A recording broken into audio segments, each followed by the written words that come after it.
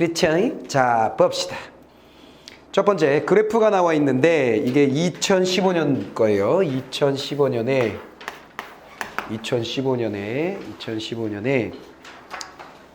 10월 달에 나왔었던 거고 B형이었습니다. 21번부터 24번까지 내용입니다. 자, 그러면 그래프가 여기도 나와 있고 본문에도 그래프가 나와 있고 지문에도 나와 있고 그다음에 문제 두 번째 문제에도 그래프가 나와 있는데 결국은 같은 그래프예요. 그렇죠? 모양새가 비슷하죠? 수요와 공급이 있고, 그지? 수요와 공급이 있고 세금이라는 게 들어갔다라는 게 살짝 다르네요. 그렇죠? 세금이라는 게 들어간 것 말고는 큰 차이가 없습니다. 자, 그러면 어떻게 읽고 풀어야 될지 봅시다. 첫 번째 단락. 일반적으로 상품에 대해 부과하는 세금은 시장에 어떤 영향을 미칠까?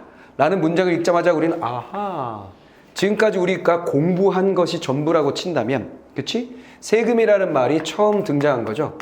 세금이 어떤 영향을 끼칠까? 그래서 이 글은 세금에 대한 글이구나 라는 걸 알면 첫 문장은 끝난 거예요. 할 도리를 다 했습니다. 그 다음에 이를 이해하기 위해서 수요자와 공급자의 이득이 감소하는 양과 정부의 조세 수입이 증가하는 양을 비교해보자 그랬어요. 오호, 세금이 부과되면 어떤 일이 벌어지는지 큰 이야기를 다 한 거지. 수요자와 공급자, 물건을 사는 수요자와 그 다음 물건을 만들어서 파는 공급자에게 있어서는 그들의 잉여, 그들의 이득이라는 말을 우리가 지난번에 정리했던 것에 의하면 잉여라고 얘기할 수 있겠죠. 그 이득이 어떻게 된대요? 줄어든답니다. 수요자와 공급자의 이득은 줄어들고 당연히 세금을 내니까 그렇겠지. 그렇지? 그 다음에 정부의 조세 수입이 증가하는 양을 비교해 볼 수 있다고 그랬어요. 자, 정부는 세금을 물림으로써 조세 수입이 당연히 늘어나게 되는 거죠. 조세 수입을 줄여서 뭐라고 많이 얘기하냐면 세수라는 말을 많이 써요. 세수. 알겠지? 세수가 늘어서 뭐 이런 얘기를 합니다. 오케이. 그러면 결국은 경제 주체는 셋으로 나눌 수 있다 그랬잖아. 셋. 첫 번째 뭐? 첫 번째라는 게 따로 정해져 있진 않아. 소비자를 우린 가게라고 하지. 가게가 뭐야? 물건 파는 가게가 아니지. 집집마다. 그렇지. 가정. 두 번째 뭐예요? 기업. 그래서 세 번째 뭐야? 정부. 그렇지. 이렇게 세 가지로 나눕니다. 그럼 우리가 수요와 공급자의 곡선을 가지고 시장을 보았었던 것은 결국 그 세 가지 주체 중에 둘만을 가지고 봤었던 것이고 오늘은 이 세 가지 주체가 다 등장하는 그래프를 보게 되는 거야. 그럼 실질적 그래프를 본다라고 얘기할 수 있겠죠. 근데 누차 얘기하지만 지금 우리가 보는 그래프는 이상적인 보기에 좋게 만든 그래프지 실제 이런 그래프를 그려가지고 뭔가를 예측하거나 그런 거 아니야. 이런 거 몰라. 뭔 말 알겠소? 그리고 완전 경쟁 시장이고 모두들 합리적인 소비와 합리적인 생산 판매를 한다라고 생각하는 거야. 근데 우리가 쉽게 생각하면 여러분들이 합리적인 소비자가 아니에요. 보통 합리적인 소비자 없어요. 그렇지 않아요? 그치? 꼭 필요한 거 아님에도 사고, 그치? 또 합리적으로 소비하려고 애썼지만 판매자한테 덤태기 써가지고 잘못 사기도 하고 그래요. 무슨 말이겠어? 다 그런 것이 다 된다고 가정하여서 이 그림은 그려지고 있다라는 거 생각하시고요. 자, 그 다음에 이제 그래프를 가지고 한번 정리를 해봅시다. 그래프를 한번 그려볼게요. 자, 그래프는 간단합니다. 역시 X축은 뭐? 수량. Y축은 뭐? 가격. 해놓고 자, 선이 띠 우상향 곡선은 뭐? 공급 곡선. 공급 곡선을 달리 얘기하면 뭐가 될 수 있다고요? C야 B야? C. 그치? 코스트. 비용. 그치? 비용 곡선이라고 얘기할 수 있겠고 또 하나의 곡선을 띵 그리자면 얘는 뭐예요? 수요 곡선. 수요 곡선을 또 달리 얘기하면 뭐가 되는 거지? B. 그치? 또 달리 얘기하면 뭐야? 지불 용이의 곡선. 얘네들 함께 다니는 거라 그랬어. 그치? 그래서 얘를 수요 곡선이라고 하면서도 본문의 지불 용이액이라든가 혹은 이득이라든가 여기도 공급 곡선이라고 하면서도 비용이란 말을 같이 할 수 있단 말이야. 그러니까 우리가 공부한 걸 그대로 머릿속에 넣어 놓으면 어떤 지문에서 어떻게 말하든지 우리는 자연스럽게 이해하고 받아들일 수 있다. 그런 얘기죠. 그러면 이렇게 됐을 때 뭔 일이 벌어지느냐? 수요 곡선과 공급 곡선이 만나는 점에서 뭐가 결정됩니까? P. 시장 가격이 결정된다 그랬죠. 여기 시장 가격을 P1이라고 해놨네요. 그 다음에 이 가격에 의한 무엇? 수량이 생산량과 소비량이 결정이 되죠. 그걸 뭐라고 했어요? Q1이라고 해놨죠. 됐지. 자, 이게 우리가 지난번에 한 거예요. 그래서 요 위에 있는 삼각형이 뭐가 되는 거야? 위에 있는 삼각형이. 여기 위에 있는 삼각형이. 이 위에 있는 삼각형이 뭐가 되는 거야? 소비자의 잉여, 수요자의 잉여가 되는 거. 아래 있는 삼각형이 뭐가 되는 거야? 판매자, 생산자의 잉여가 되는 것이죠. 그리고 두 개를 다 합한 게 뭐가 되는 거죠? 총 잉여가 되는 거고. 이 밑에 있는 이 사각형, 마른 목골은 뭐가 되는 것이죠? 비용, 총 비용이 되는 거죠. 그것까지 그냥 술술 나와야 돼. 그치? 이거 기본이야, 기본. 근데 여기 무슨 일이 벌어졌냐면 생산량이 줄었죠. 생산량과 소비량이 열에 줄어들었어요. 그리고 Q 뭐라고 했냐? 자, 이렇게 감소하게 된 이유는 뭐냐면 물건값이 변했기 때문입니다. 오케이. 자, 어떻게 변했냐? 먼저 떼떼떼떼떼떼떼떼떼떼 해가지고 이거 뭐야? P 뭐라고 해놨냐? B PB 그 다음에 떼떼떼떼떼떼떼떼떼 이거 뭐야? PS. 자, 그럼 무슨 일이 벌어진 거냐면 요만큼이 바로 뭐예요? 요만큼이 세금이에요. 근데 세금이 두 개의 부분으로 이렇게 나눠져 있죠? 두 개의 부분으로 나눠져 있다고 보시면 돼요. 위에 있는 세금은 누구한테 부과한 세금이야? 누구 걸 지금 앗아갔니? 소비자 걸 앗아가고 있잖아, 이 녀석이. 그러니까 소비자가 내는 세금이라고 생각하시면 되고요. 자, 이 녀석은 누구 거예요? 생산자에게 세금을 물린 거라고 생각하시면 돼요. 이해됐지? 그러니까 코카콜라를 만들었어요. 한 병에 2,000원이에요. 근데 2,000원짜리를 시장 가격이 2,000원으로 형성됐음에도 불구하고 그걸 사 먹는 사람한테 얼마씩 받아먹는 거야? 200원씩 받아먹어. 그럼 그게 바로 뭐야? 소비자에게 부과된 세금. 이렇게 되는 거야. 뭐만 얘기해줘. 그리고 소비자한테만 세금을 받느냐면 아니지. 그걸 판매한 생산자한테도 소득세를 물린다고 생각할 수 있겠지?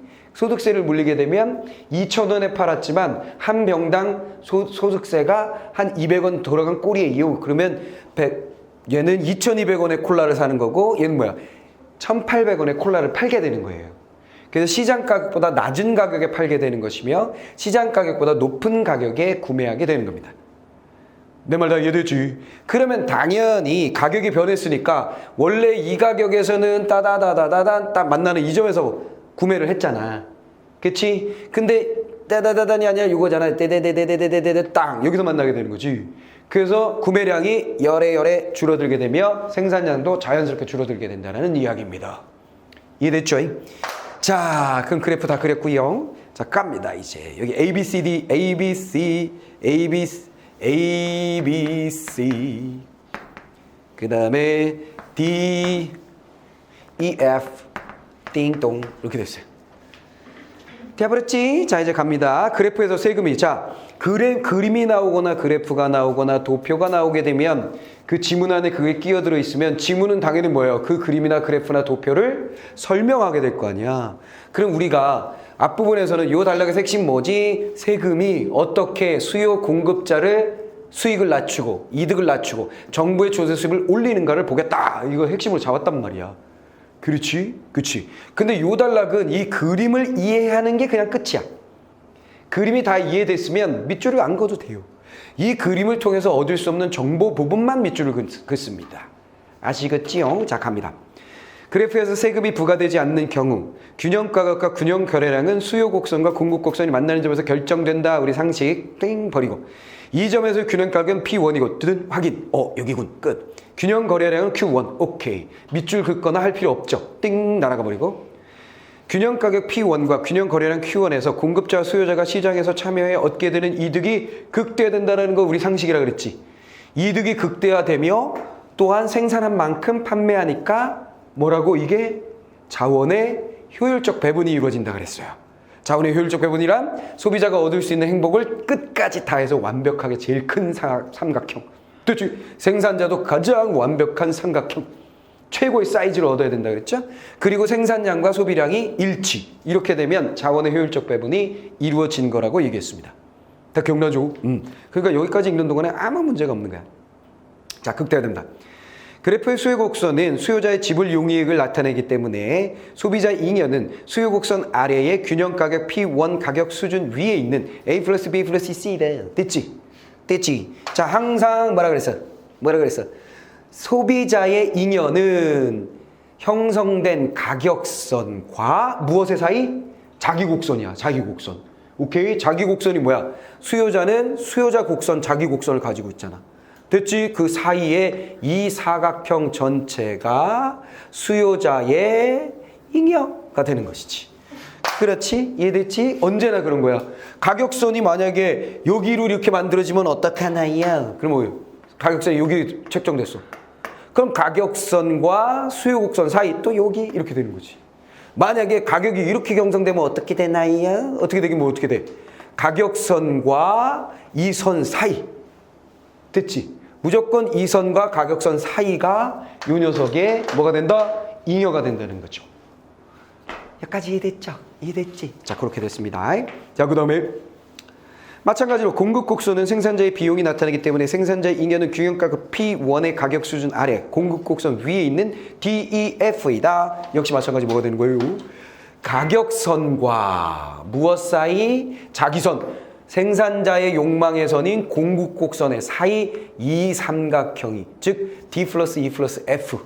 됐지? 이 녀석이 누구 거다? 바로 생산자의 잉여가 된다. 자, 그렇지? 저 것까지도 우리는 다 알고 있는 얘기. 자, 그 다음. 자, 공급 곡선 위에 있는 DF다. 이때 총 잉여는 생산자 잉여와 생산자 잉여, 소비자 잉여와 생산자 잉여의 합인 A, B, C, D, E, F 다. 됐지? 두 개의 삼각형을 합한 전체가 뭐가 된다? 총 잉여다. 끝났어요. 여기까지 뭐에 대한 설명이라고? 바로 우리가 지난번에 공부했었던 그 녀석이야. 별거 없었어. 자, 끝나버리시오. 자, 그 다음. 이제 새로운 정보. 그러니까 첫 번째하고 두 번째 단락엔 별로 새롭다 할 만한 정보가 없었습니다. 이제 세 번째 단락에 새로운 정보를 찾는데 이것도 마찬가지. 그래프를 통해서 이해가 다 되면 정리가 다 되면 우리는 개뿔도 필요 없다. 그래프만 이해하면 된다. 자, 보겠습니다. 세금이 PS에서 PB만큼 부과된다 그랬어요. 세금이 얼만큼? 자, 요만큼. PS에서 PB만큼, 이만큼이 세금이 부여된 거야. 즉, 아까 내가 콜라가 2,000원이라 그랬잖아. 그치? 그것의 10%, 200원을 소비자에게, 또 10%, 200원을 생산자에게. 돼버렸어요. 그러면 여기가 2,000원, 2,200원, 1,800원이 되는 거지. 내 말 다 됐지? 그래서 세금을 얼마 매긴 거야? 생산자, 소비자에게 각자 200원씩 매겨서 200원씩 매겨서 400원의 세금을 콜라에다 매긴 거예요. 무슨 말인지 알아먹었지요? 알아먹었지요? 자, 그런 얘기고. 자, 됐고요. 구입자가 내는 가격은 P1에서 PB로 상승하여 소비자 잉여는 A가 된다 그랬어요. 자, 원래 P였을 때는 여기까지 구매한다 그랬는데 가격이 상승되면 또로도로도도 땅 여기서 만나게 되는 거지. 그래서 얼만큼 구매한다? 이렇게. 수요의 법칙이란 게 뭐라 그랬어? 가격이 오르면 조금 사고 가격이 내리면 많이 산다. 이렇게 돼 있었잖아요. 되어버렸어. 됐죠? 마찬가지. 가격이 뚱 떨어졌어요. 공급자에게 마찬가지지. 가격이 오르면 요때다 하고 더 많이 만들어서 팔고 가격이 떨어지면 에이 안 만들어 이렇게 된다는 얘기지. 가격이 떨어지니까 띵 이렇게 생산량과 소비량이 줄어들게 됩니다. 돼버렸죠? 돼버렸죠? 그러다 보니까 이제 뭐야? 가격선이 여긴 거야. 소비자에게 가격선이 여긴 거야. 그러니까 가격선과 무엇 사이? 자기 곡선 사이. 이만큼이 누구께 된 거야? 소비자의 잉여가 만들어졌습니다. 이해됐지요? 이해됐지요? 이해했으니까 이제 버려. 자, Q1에서 Q2로 감소한다. 또 PSF, PB의 Q2를 곱한 다 있나?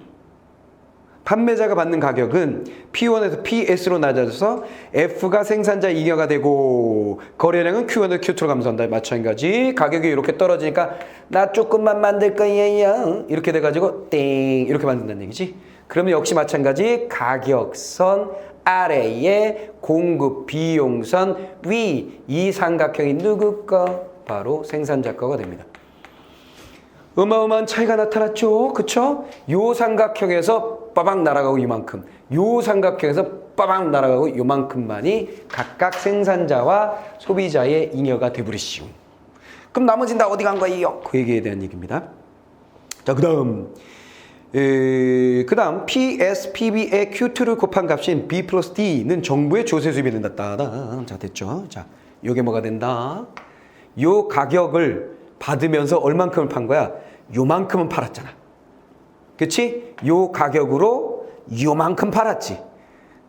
됐지? 그럼 가격 곱하기 수량 해가지고 요 사각형이 뭐가 된다? 요 사각형이 바로 세수, 정부의 수입이 되시겠다. 이런 얘기죠. 돼버렸죠? 끝났지?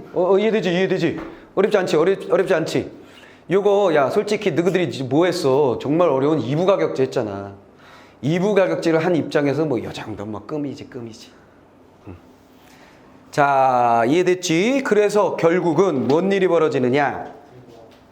들고 가. 자, 뭔 일이 벌어지느냐? 그거 가지고 있어. 자, 뭔 일이 벌어졌냐 한번 봅시다. 자, 이때 B는 구입자가 부담하는 조세. B는 요거. 그렇지? 구입자, 소비자의 것이었는데 정부가 가져갔으니까, 그렇지? 구입자가 부담하는 조세 맞고. 그 다음에 D는 요거. 원래는 판매자의 잉여였지. 근데 누가 가졌어? 정부가 가져갔으니까 소비자, 그 다음에 구입자가 부담하는 조세, 그 다음에 D는 판매자가 부담하는 조세이다. 세금 부과 후에 총 잉여는 소비자 잉여, 생산자 잉여, 조세 수입의 합인 A 플러스 B 플러스 D 플러스 F다. 그럼 총 잉여가 어떻게 됐다? 자, 요만큼이 됐다는 거지. 그치? 요거 누구? 생산자 잉여. 요거 누구? 정부의 수입. 요거 누구? 소비자 잉여. 그래서 요거 뭐? 총 잉여. 아이고야, 총 잉여가 찌그러들었네. 됐지요? 이해됐지요? 색깔이가 하나 더 있으면 좋겠다. 자, 그 다음 세금 부과로 인해 총잉여가 CD만큼 감소하였음을 알 수 있다. 여기서 CE는 바로 총잉여의 감소분의 경제적 순손실이다. 아하, 요거 알았지? 요만큼이 사라져버렸잖아. 이요. 그쵸? 요만큼이 바로 뭐다? C 플러스 E가 순손실 돼버렸죠. 다 됐지? 그러면 요 세 번째 단락에 우리가 줄을 긁만한 건 하나도 없는 거야. 왜냐면 이거를 보면서 다 이해가 돼버렸거든. 오케이? 근데 잘 빨리 안 다가오는 사람들은 뭔가 체크하는 게 좋겠죠? 요건 소비자 잉여, 요거는 생산자 잉여. 그치? 요 두 개를 합한 것이 세금, 세수. 그 다음에 요것은 순손실. 이렇게 딱 정리해버리면 문제를 푸는데 아무 어려움이 없을 것입니다. 돼버렸지요? 됐어? 오케이. 자, 그 다음에 다음 단락. 세금에 의해 발생하는 경제적, 자, 세 번째 단락 그렇게 해서 그냥 끝내버렸고요. 네 번째 단락으로 들어가면서 아주 무지하게 중요한 개념이 나옵니다. 세금에 의해 발생하는 경제적 순손실은 수요와 공급의 가격 탄력성에 의해서 달라진다. 그래서 아하, 빠밤, 중요한 정보가 나왔어요. 가격의 탄력성. 자, 이 개념은 경제학에서 경제학 지문, 경제 지문에서 자주 나올 수 있습니다. 탄력성이라는 건 부드러운 정도? 복원력? 얼마나 많이 흡수하는가? 뭐 이런 거겠죠. 무슨 말이겠어? 선생님처럼 나이가 든 사람들은 탄력적이다, 비탄력적이다. 피부가 비탄력적이다. 무슨 말이겠어? 여러분들은 아주 탄력적이다. 뭐 이런 얘기잖아요. 즉 쉽게 변하죠. 쉽게 변하면서도 다시 복원이 금방 돼요. 뭔 말이겠어? 그러면 경제학에서 가격 탄력성이라는 건 탄력성은 뭐냐? 즉 이것에 따른 탄력성이라고 생각하셔야 돼요. 항상. 가격 탄력성, 가격에 의한 충격에 어떤 식으로 반응하느냐. 이렇게 보시면 돼. 무슨 말이겠어? 공급 탄력성, 공급에 따른 어떻게 탄력이 변하느냐. 이렇게 봐야 되는 거고. 이해됐지? 자, 그렇게 보시고. 가격 탄력성이란 가격 변화에 대해서 수요량이나 공급량이 얼마나 민감하게 반응하는가를 측정하는 지표이다. 자, 포인트. 이 녀석의 개념은 결국 무엇이냐면 가격의 변화에 따라서 무엇이 공급량과 수요량이 어떻게 변화하는지. 가격이 오르면 공급량은 어떻게 되죠? 우리의 상식. 가격이 오르면 공급량은 어떻게 됩니까? 늘어나죠. 가격이 오르면 수요량은 어떻게 됩니까? 떨어지게 되는 것이죠. 이래지 이게 우리가 알고 있는 건데 올라가고 내려갈 텐데 또 반대로 얘기하면 가격이 떨어지면 공급량은 어떻게 되는 거예요? 줄어들고. 됐지? 가격이 떨어지면 수요량은 어떻게 되는 거예요? 올라가고. 이런 얘기죠. 됐지? 이건 우리의 상식. 돼버렸지? 다 이해됐지? 다 됐어? 다 됐어? 자, 끝. 자, 그 다음에 자, 이런 건데 얼마나 민감하게 반응하는지 보는 거예요. 그 민감도를 본다. 그래서 탄력성이란 건 민감도, 민감한 정도, 변화폭 이거죠. 자, 가격이 조금만 변해도 수요량과 공급량이 큰 폭으로 변할 때 가격 탄력성이 크다고 말하는데 대체로 수요 곡선과 공급 곡선의 기울기가 완만할수록 가격 탄력성이 크고 기울기가 급할수록 가격 탄력성이 적다. 자, 요거를 반드시 여러분들은 오늘 암기하셔야 됩니다. 알겠지? 뭐 탄력성이 크다는 얘기는 오케이 공급과 수요의 변화량이 어떻다는 얘기? 변화가 크다는 얘기고 됐죠? 그래프에서는 어떻게 나타난다? 기울기가 어떻게 된대? 탄력성이 크면 완만하다. 요게 포인트. 자, 요거 포인트야. 기울기가 완만한 것이 탄력성이 크다. 자, 예를 들어서 그래프가 이렇게 있다고 치고 자, 공급 곡선이 요리 있는 거하고 요리 있는 거하고 A하고 B 비교해 보세요. 어느 녀석이 더 탄력성이 크겠습니까? B가 크다는 얘기예요. 됐지? 그치? 탄력성이 얘가 크다. 즉, 가격에 따른 변화폭이 크다는 거예요. 뭔 말인지 알겠습니까? 그러니까 이렇게 되는 거지.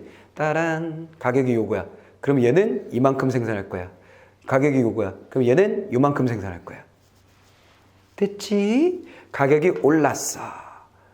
올랐더니 요만큼 생산량이 늘어났죠?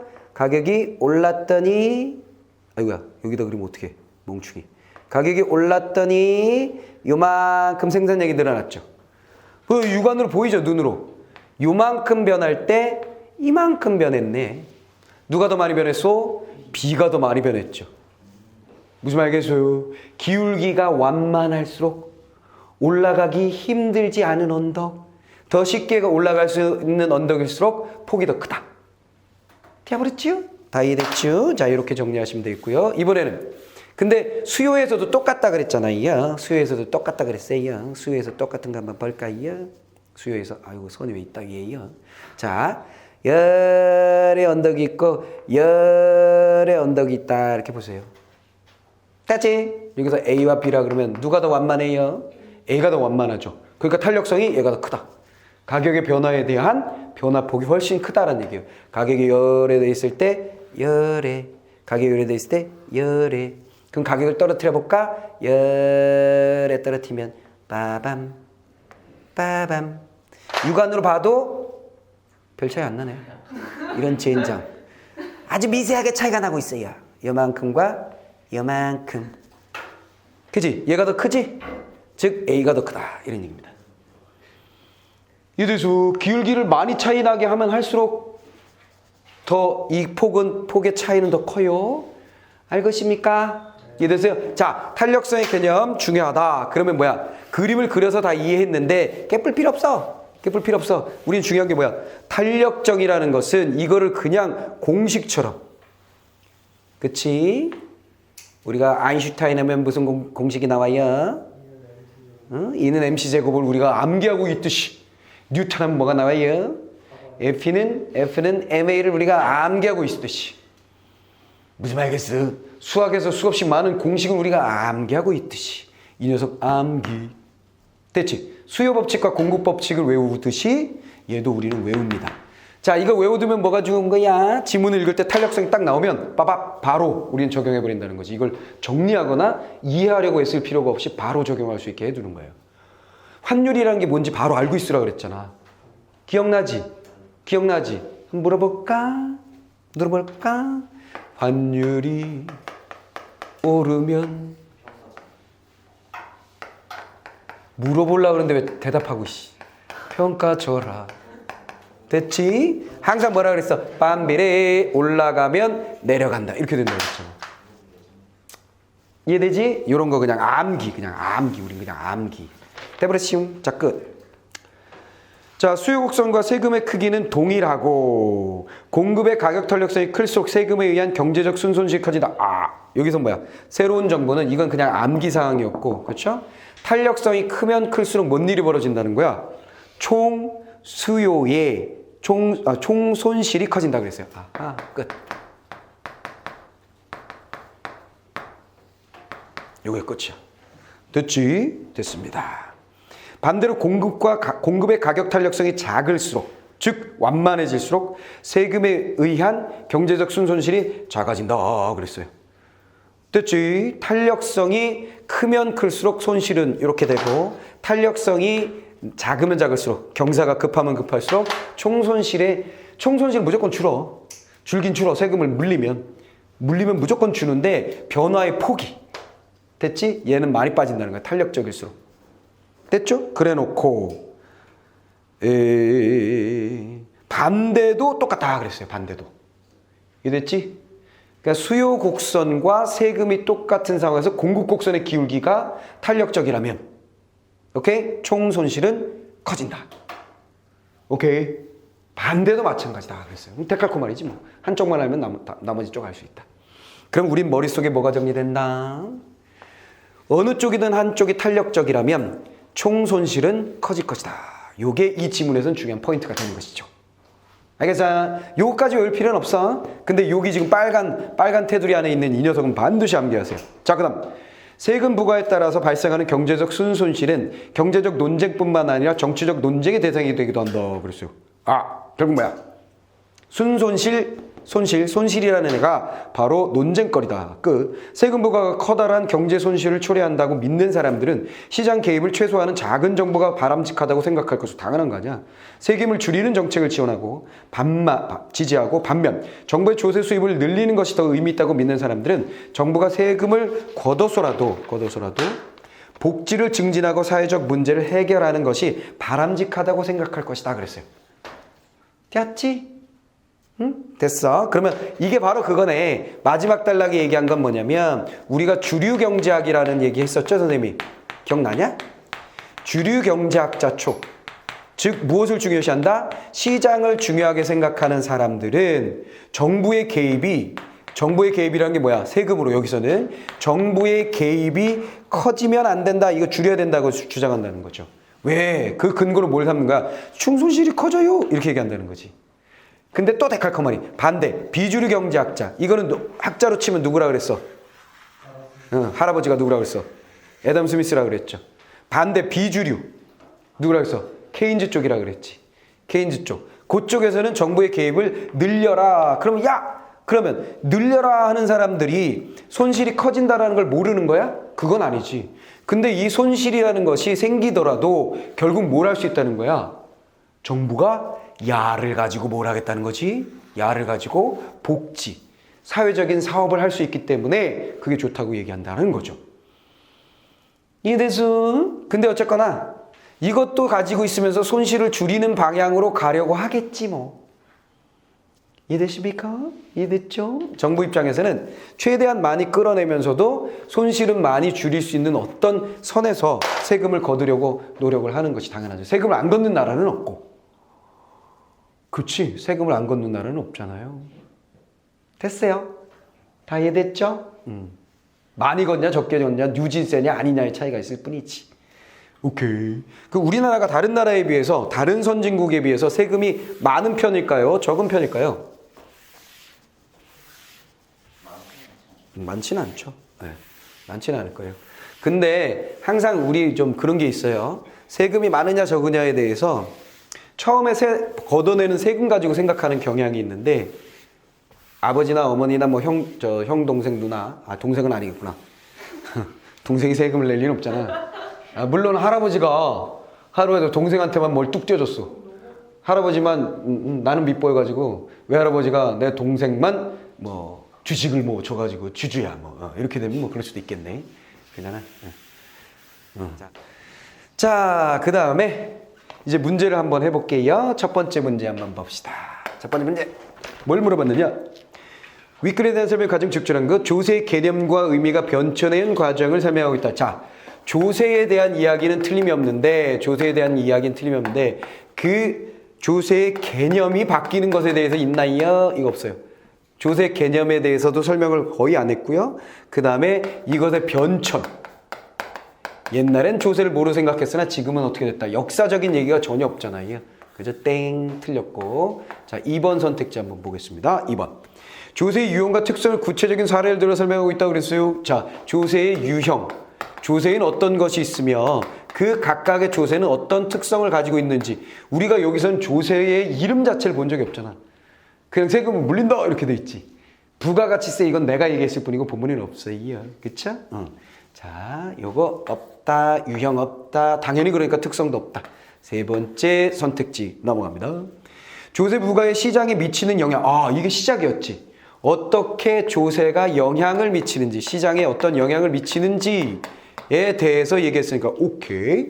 그 다음에 관련된 개념. 뭐가 나왔어요? 탄력성? 탄력성에 따라 달라진다고 해서 탄력성이란 개념 들어갔죠? 오케이, 이거 맞는데 이렇게 되는 거죠. 자, 4번 선택지 들어갑니다. 조세 부과에 대한 상반된 이론을 소개하여 각각의 의의와 한계. 자, 상반된 조세 부과에 대한 상반된 이론. 지금 데칼코마니 분명히 있었어요. 주류경제학자 쪽. 뭐 그런 말은 안 했지만 어쨌거나 찬성론자와 반대론자가 있었죠. 근데 그 이론적 기반에 대해서는 얘기하지 않았어요. 그렇지. 이론이라고까지는 얘기하지 않았어. 상반된 입장은 있지만 이론이라고 얘기하지 않았습니다. 근데 입장이 이론 아니에요? 이렇게 헷갈린 사람이 있더라도 뒤에 또 있어요. 내용이 뭐라 그랬어요? 각각의 의의와 한계.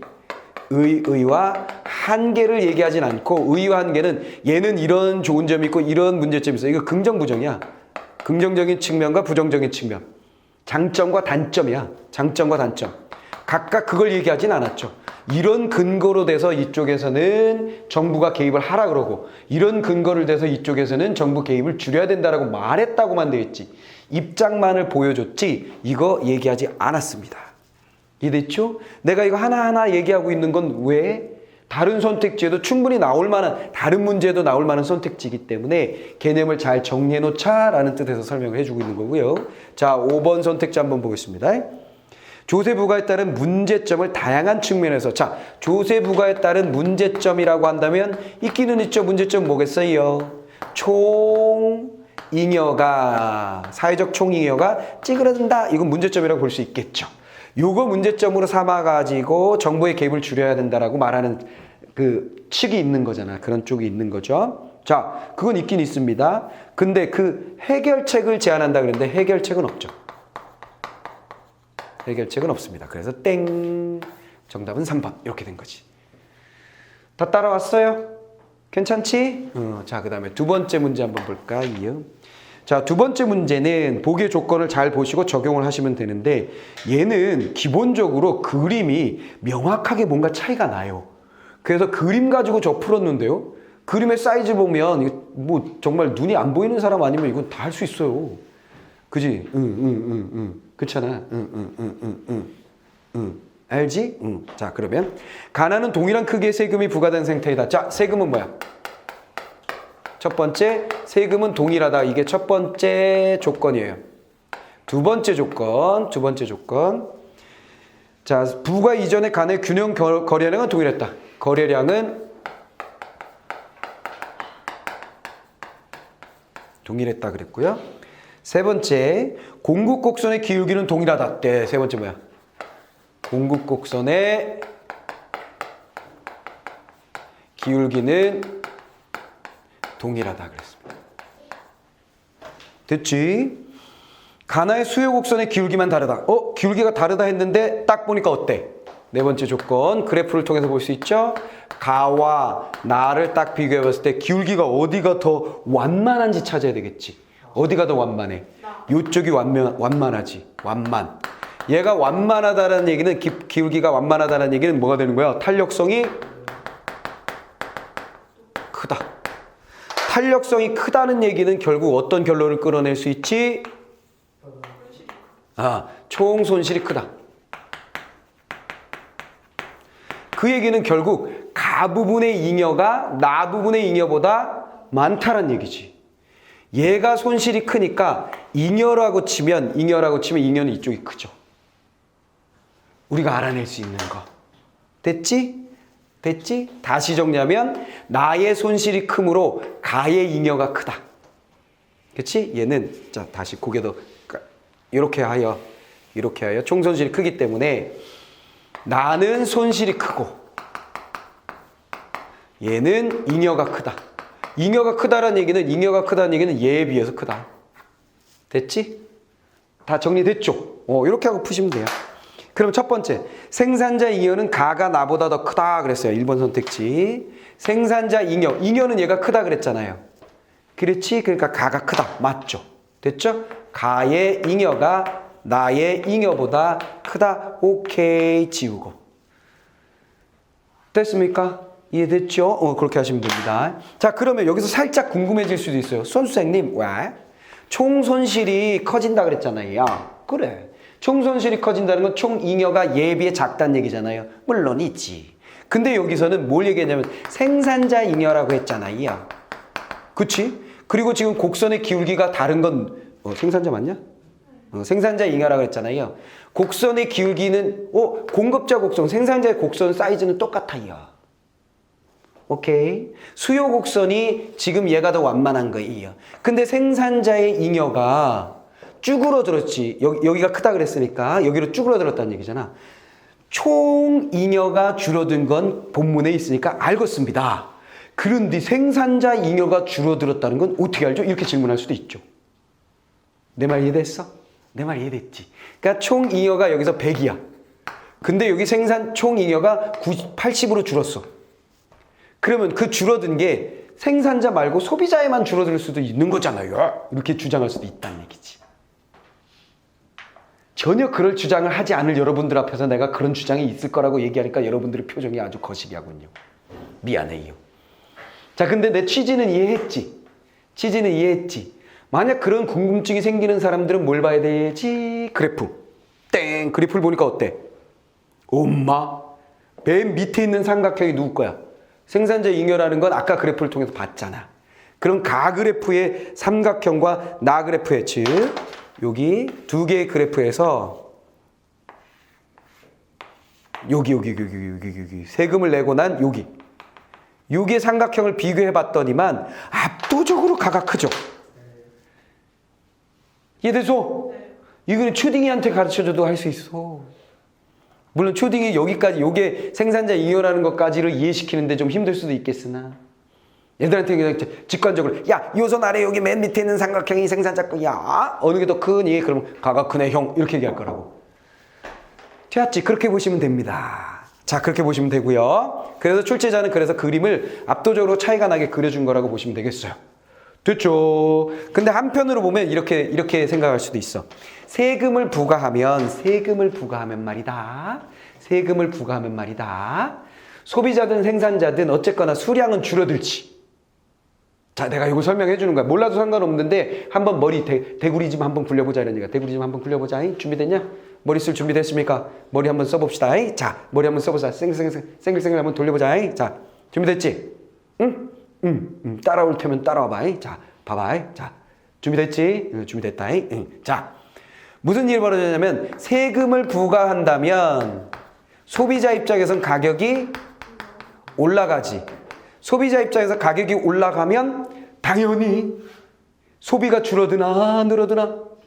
소비 수량은 줄어들지. 소비 수량이 줄어든다는 얘기는 생산자 입장에서 보면 물건은 많이 판다는 거야? 조금 판다는 거야?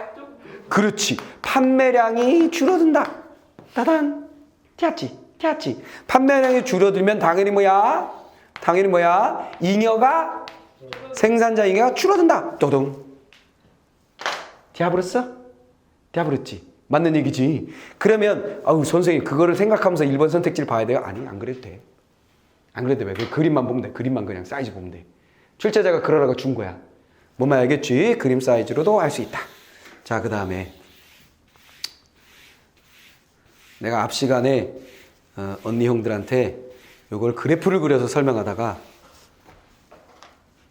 시간을 너무 많이 써가지고 그 중간에 내가 코로나 검사 왜 어제 나 받았거든.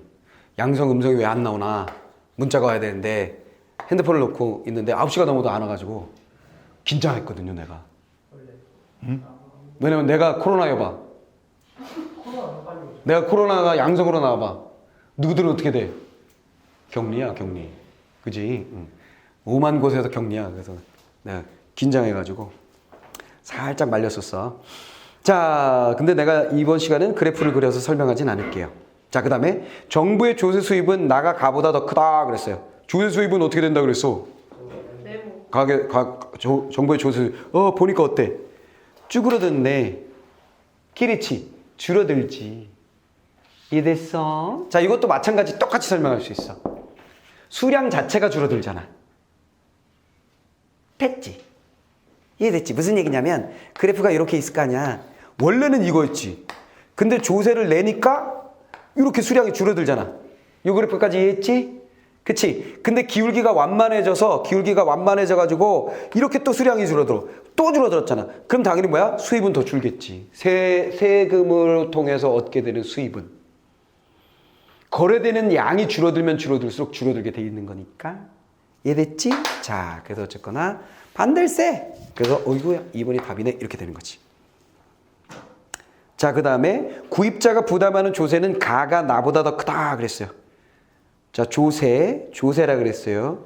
조세는 가와 나를 비교해 보세요. 가와 나, 조세. 네모 박스 한번 비교해 보세요. 조세는 어딘지 얘기했었지. 구입자가 내는 조세는 이렇게 돼 있는 거여서 이렇게 수량이 줄어들게 되고 이렇게 젠장. 이렇게 세금을 가져간다 그랬어. 그럼 구입자가 내는 세금은 요거라 그랬잖아. 요거. 됐지? 응. 그거 사이즈를 보는 거야. 엄마, 나가 훨씬 작아졌네요. 네. 그쵸? 그러니까 가가 나보다 크다. 됐네요. 됐지요? 자, 그렇게 생각하시면 되겠고요. 세금으로 인해 발생하는 경제적 손실은 나가 가보다 더 크다 그랬어요. 경제적 손실. 오호, 그렇지. 이거는 그냥 그래프를 안 봐도 되는 거지. 대원칙 본문에 있는 말 중에 제일 중요한 말. 됐지? 어떻게 된다 그랬어? 탄력성이 크면, 즉 완만해지면, 됐지? 손실은 커진다 그랬으니까. 4번이 제일 중요한 얘기였어요. 본문에서 얘기한 것 중에. 나의 수요는 가의 수요보다 가격 변화에 대해서 민감하게 반응한다 그랬어요. 그렇지? 그 탄력성이니까. 4번하고 5번은 본문에 있는 핵심을 그대로 옮겨놓은 거예요. 그리고 1, 2, 3이 헷갈리는데 그림 보고 풀면 돼요. 오케이? 진짜 내가 제일 많이 받는 질문이 그거였어, 사실은. 아이들한테 매년 이 질문을 공부하는 학생들이 내게 제일 많이 했던 질문은 선생님, 그림의 이 크기가 달라서 그냥 하긴 했거든요. 근데 그렇게 해도 돼요? 이렇게 물어보는 거야, 다. 그래서 내가 이렇게 말하지. 그렇게 하라고 그림을 그렇게 압도적으로 차이가 나게 그린 거다. 그리고 아예 시작에서 얘를 산산이 뜯어놨잖아. A, B, C, D, E, F 해놓고 이건 먹어 다 설명을 했다고. 그렇게 한 이유는 뭐야? 그 그림 보고 하라고 그런 거야. 내 말 다 알아먹었지요? 자, 그거 그렇게 보시면 되겠습니다. 근데 꼭 우기는 애들이 있어요. 와가지고. 저는 이 네모하고 이 네모가 예를 들면 그 조세 수입 있잖아. 그 네모가 이게 이거보다 더 크다고 얘가 조금 길어졌잖아요. 이거 하는 거지. 여기 이렇게 돼 있는데, 응? 얘가 이렇게 돼 있다는 거야. 그러면 이걸 합하면 야, 이런 거 어떡하지? 센치 재는 수밖에 없어. 미리 재는 수밖에 없어, 이거. 오케이? 그냥 눈으로 대강 하셔도 돼요. 출제자가 그런 거 다 생각해서 낸 겁니다. 자, 그런데 어쨌거나 그럼에도 불구하고 내가 언어적으로 조금 생각해서 풀 수 있는 팁도 줬어요. 오케이? 꼭 그렇게 해야 되는 건 아니지만 하여간 그 팁도 내가 주었습니다. 자, 그러면 이제 다음. 자, 세 번째 문제 볼까요?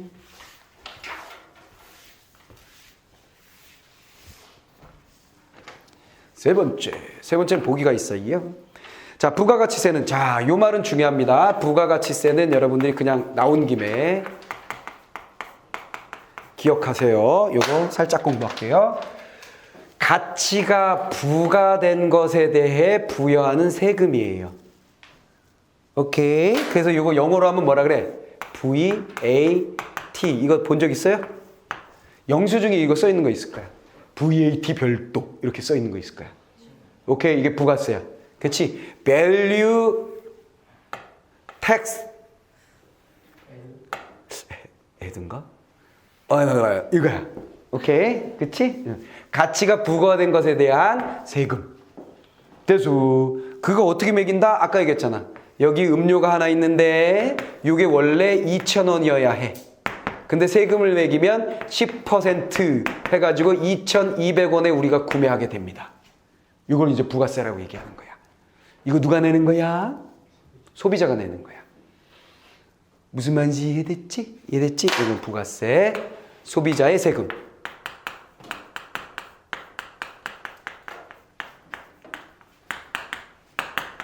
그러니까 어떤 정치인이 부가세가 너무 높으니까 말이죠. 기업하기 너무 힘들어요. 이렇게 얘기하면 직관적으로는 좀 틀린 말인 거예요. 직관적으로는. 왜냐하면 부가세는 소비자가 내는 거니까. 근데 그렇게 딱 말을 던졌는데 누군가 기자가 부가세는 소비자가 내는 거잖아요. 이렇게 얘기하면 빨리 생각해야 돼.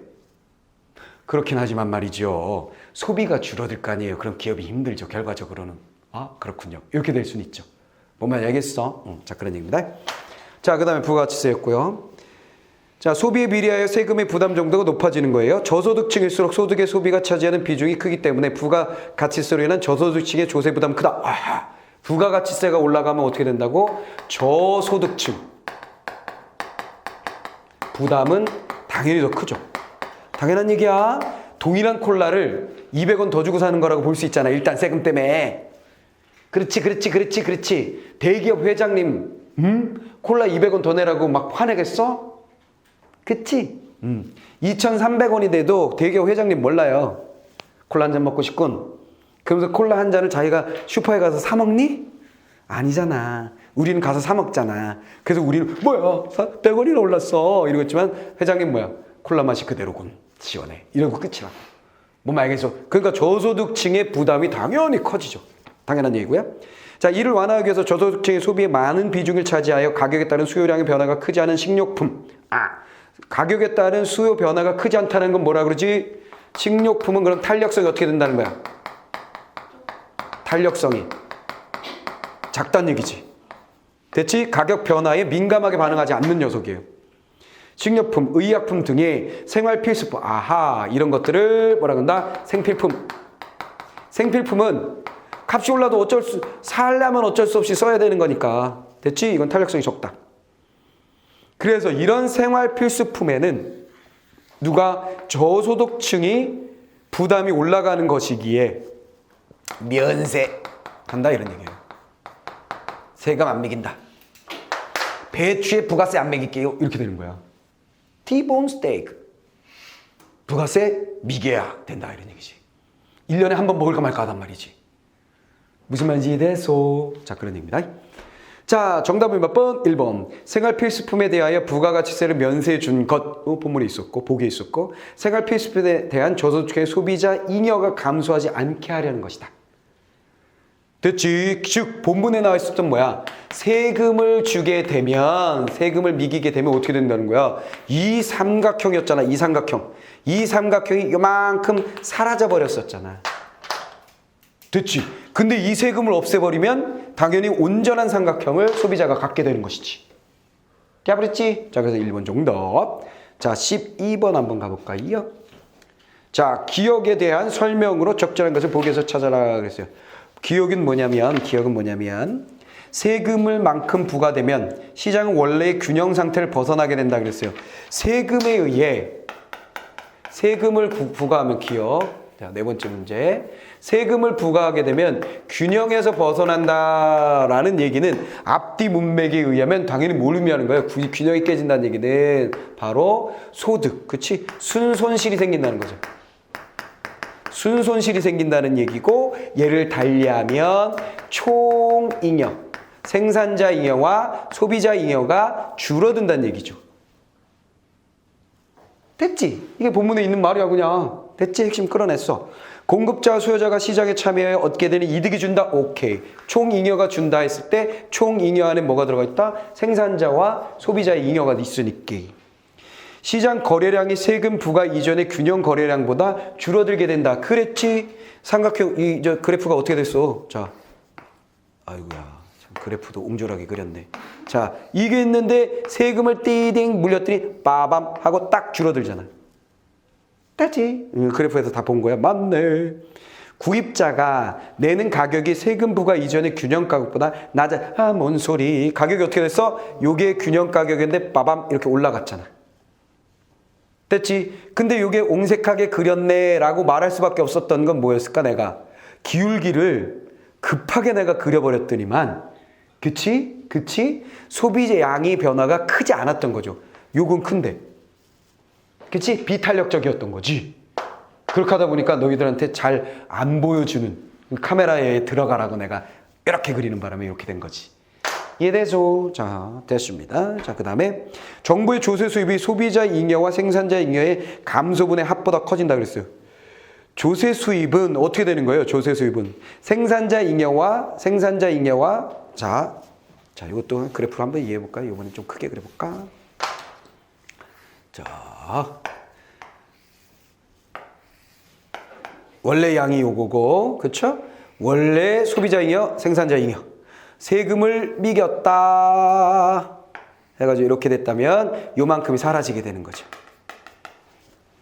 됐지? 이게 바로 뭐야? 조세 수입이 되는 거죠. 소비자 잉여와 생산자 잉여의 감소분이 합보다 커진다. 이건 뭐야? 원래 이거에서 감소된 만큼 요만큼 감소된 거랑 똑같은데? 커지는 게 아니라 감소된 만큼 가져가는 거죠. 즉 생산자 잉여만, 소비자 잉여만 생각하면 소비자 잉여가 요만했었는데 이만큼을 정부가 가져가고 요만큼만 남게 되고 요거는 손실로 남게 되죠. 이해됐지? 그래서 줄어든 요 두 개가 일로 다 들어가는지는 우리는 알 수가 없어요. 뭐 절묘하게 일치되는 수가 있을 수 있을지 모르겠으나 오케이. 그러니까 요만큼 가져가게 된다. 이해됐어요? 그래서 정답은 기억과 니은 끝 이렇게 되네요. 그러면 지금 봐봐. 수요 공급의 법칙과 이 그래프를 이해하기만 하면 거기다가 딱 하나 더 들어가는 게 뭐여서 탄력성. 그 개념만 딱 잡으면 그냥 지문은 풀려요. 다 되겠지? 어렵지 않지? 그러니까 내가 수요 공급의 그 잉여에 대한 것만 딱 이해하면 사사사사삭 뒤를 다 정리할 수 있다는 게 그런 말이야. 그러니까 걔를 이해하면 빠르게 정리하고 이해할 수 있어. 그래서 플러스 알파 오늘은 뭘 가져가지고 탄력성 잊어버리지 말자. 탄력성은 완만한 기울기. 그래서 완만할수록 가격 변화에 대한 가격 탄력성이니까 가격 변화에 대한 수량의 변화폭이 커진다. 이건 내가 그래프 그려서 설명을 해준 거야. 다 알아먹었죠? 됐지? 오케이.